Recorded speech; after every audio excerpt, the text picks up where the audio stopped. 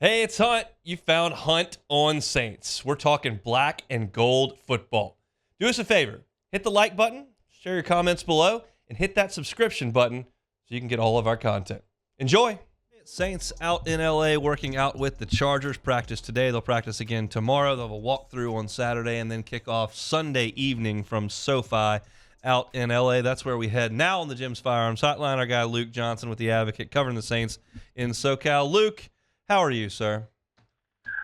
Hey, Hunt, I've just want to let you know I've been wearing pants outside for the last 3 hours, and I have not broken a sweat. It is great, man. I am doing fantastic. That's good to hear. I want to talk about the Saints and the weather, but first, my social medias tell me that you got a trip out to Chavez Ravine last night to see the Crew play the Dodgers. I was there in April. I gave my thoughts on Dodger Stadium. Don't know if it was your first time, but your thoughts on Dodger Stadium last night. That is my second time. My first time seeing the Brewers get absolutely waxed there. So, unfortunately, that maybe played a little bit into how I felt last night. But I think it is personally my favorite ballpark that I visited. I haven't been to Fenway yet. I haven't been to San Francisco. Those are like way up on my list. But it's just a great venue. I mean, they had like 40,000 people there last night for a Wednesday game. Everybody's into it. It's like kind of surprises you when you come up on it, right? Which feels like impossible in LA, but it's like all of a sudden there's Dodger Stadium in front of you. Man, what a cool place to watch a baseball game. It's like if you're a baseball fan, like you have to make a trip out there to watch a game. It's incredible. So my take was it's really big and it's gorgeous, the ravine and the tree line and all that kind of stuff with the mountains there. And I love seeing the Dodgers and the history there. I thought it was a dump. I thought the amenities were like D plus. Like, am I off there? No, the amenities. Yeah, no, you're absolutely right on that. Okay. Like I ate my $7 Dodger dog, and I wasn't gonna bother with anything else, and I felt like I might have caught hepatitis in the bathroom. But the baseball, Okay. All right. baseball was great. All right, we're on the same page there. Saints and Chargers today. I haven't looked at a single tweet on what we saw at practice, but I know that Dennis Allen's looking forward to some good work. What kind of workout did y'all get to see today? Yeah, a lot of competitive stuff. I focused strictly on defense today. Going up against that Chargers first offense, like I feel like I saw about 120 reps of like competitive snaps in practice. It's crazy. And I think I'm coming away feeling pretty good about the Saints defensively. I don't think it was a perfect day. I think one-on-ones, Keenan Allen just like tore them up. I'm looking forward to going back through my notes today because it felt like Keenan Allen caught about 50 passes. But everything was all like underneath. It was all a quick game.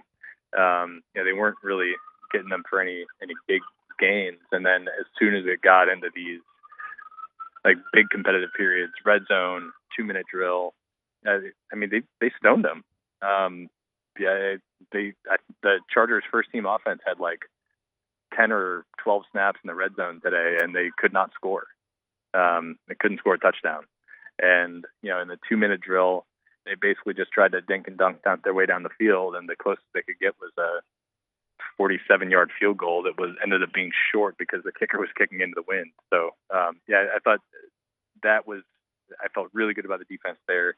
I felt really good about the defensive line. They were getting a lot of pressures when they stopped going to the quick game.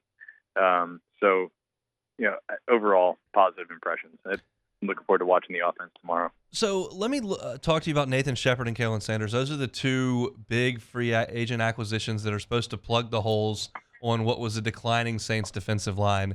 We haven't talked a lot about them over the last 3 weeks. What did you see, and what have you seen from them since they put the pads on the last couple of weeks? So I think they're going to be an improvement over what they had last year, but I think the big part about this is not necessarily even those two guys. It is Malcolm Roach, the Baton Rouge native, Okay. Has been awesome. And he had an awesome day today. I think he had like 2 batted balls at the line of scrimmage and a sack. So I think when you combine Roach with Colin Saunders, who is technically their nose tackle, but he's super explosive. He's like a twitchy nose tackle, which is great.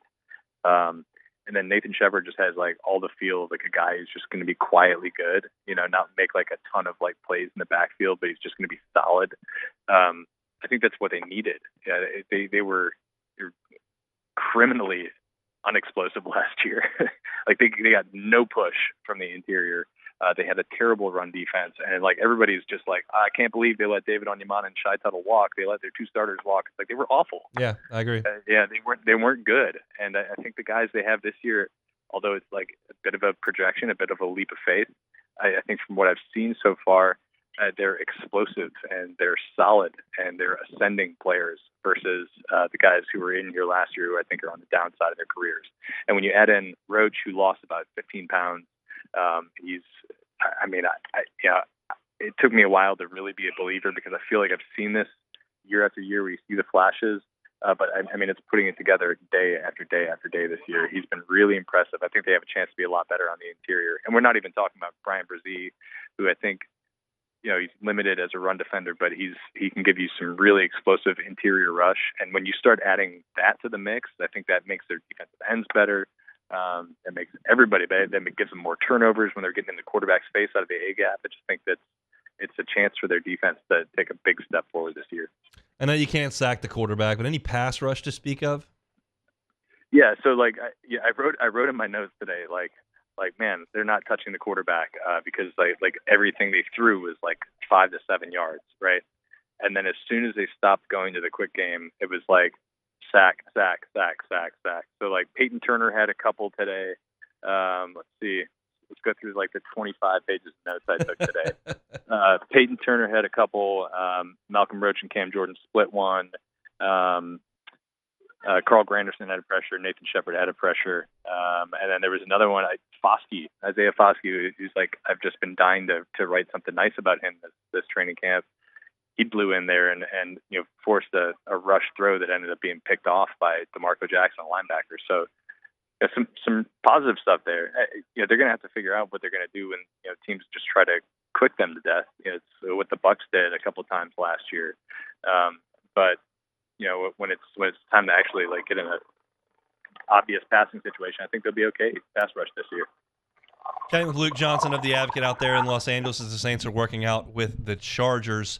Jalen Smith signed last week, or maybe even this week, and my days are all mixed up, but is he available and is he out there? Is he working with the defense?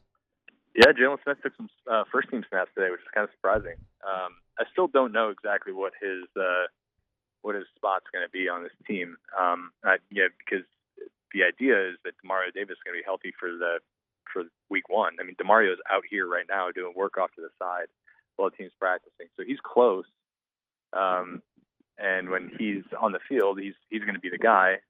And what's Jalen Smith's role then? Is he just like the backup Mike, backup Will? Is he going to play any special teams at all? I don't know. It's a bit curious, but I think they just wanted veteran depth there, and he gives them that. So I think we'll see a lot of them this week as they're kind of ramping him up and see where he fits.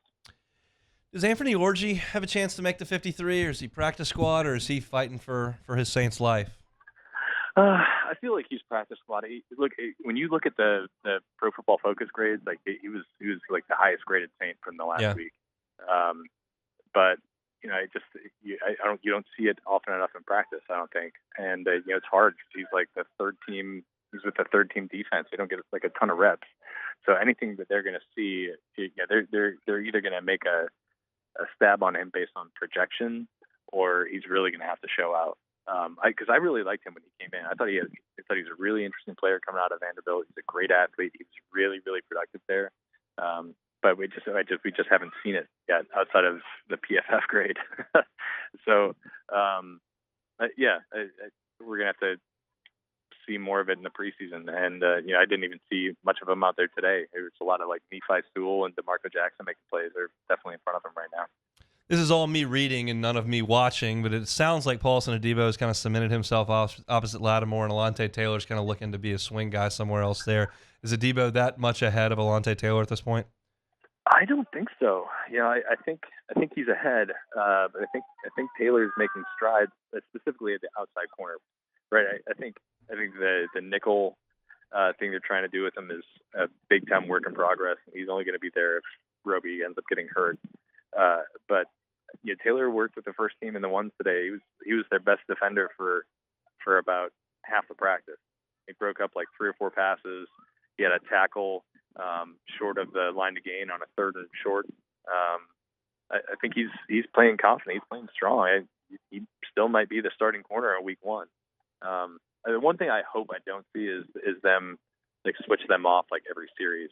Yeah, I feel like guys got to get in a rhythm. They got to get in the flow of the game. So I hope it's not one of those sorts of things. But it's still, I think it's still up in the air. I think the edge is still going to 29, but one is making a push there. Lastly, not on the field stuff, anything that came up in interviews? Dennis Allen happy with the work? Any players, anything interesting to say since you just wrapped up talking to the guys after practice?